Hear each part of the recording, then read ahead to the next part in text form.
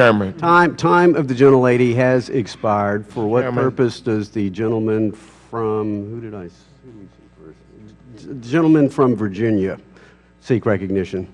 Move to strike the last word. Gentleman's recognized for 5 minutes. Thank you, Mr. Chairman. Last Congress, this committee took action on a similar piece of legislation, and it passed out of this committee with broad bipartisan support.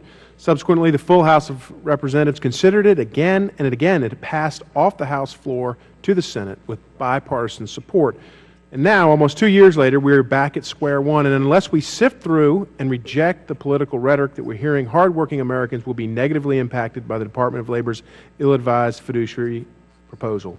The DOL's unworkable fiduciary rule will raise the cost of and reduce access to investment advice for small retail investors, costing hardworking Americans billions of dollars in lost retirement savings.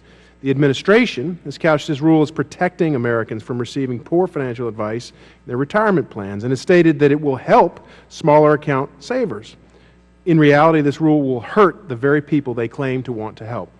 H.R. 1090 would simply prevent the DOL from exercising its authority under ERISA to define the circumstances under which an individual is considered a fiduciary until 60 days after the Securities and Exchange Commission, the SEC, issues a final rule to implement Section 913 of the Dodd-Frank Act. H.R. 1090 simply allows the SEC to exercise its authority to promulgate a uniform fiduciary standard, which Chair White has explicitly stated the SEC will do after it reports on the impact and potential harm the uniform fiduciary standard could impose on retail investors. DOL should not act to define how an investor receives financial advice, and the DOL should not move forward with this rule until there is specific evidence that the DOL has coordinated with the SEC to develop a workable rule.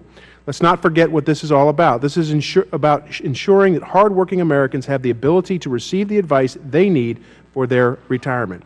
Congress must act to protect thousands of retail investors, and Congress must take up and pass this important legislation. I commend Ms. Wagner for leading on this critical issue, and I strongly urge my colleagues to support this legislation. Thank you, Mr. Chairman. I yield the balance of my time to the sponsor of this legislation, Ms. Wagner. I thank the gentleman from Virginia for yielding.